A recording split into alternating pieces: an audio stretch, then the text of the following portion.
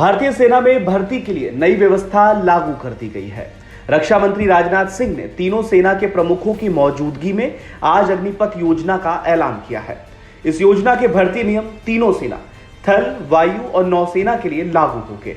इस नई योजना का नाम है अग्निपथ योजना और इसके तहत भर्ती होने वाले युवाओं को अग्निवीर बुलाया जाएगा।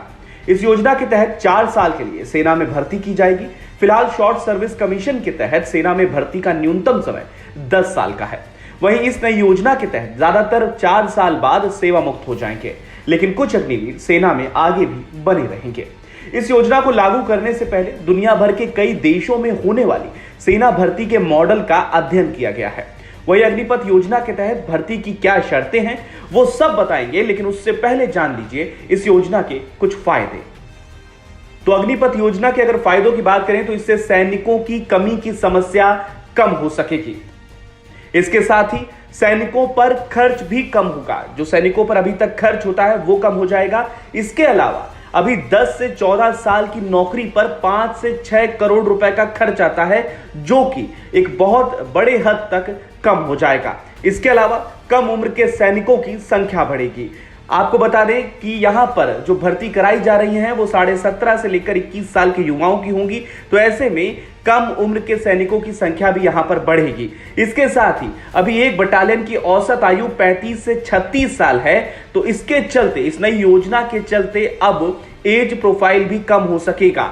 जो एज प्रोफाइल अभी तक बटालियन में है वो 35 से 36 साल का है, ये एक कम हो सकेगा। तो वहीं अग्निपथ योजना की बात करें तो 4 साल की सेवा से 75% जहां सेवा मुक्त हो जाएंगे, तो वहीं लगभग 25% सेना में बने रहेंगे। सेवा मुक्त होने वाले अग्निवीरों को आगे अन्य क्षेत्रों में नौकरी के लिए प्राथमिकता मिल सकेगी।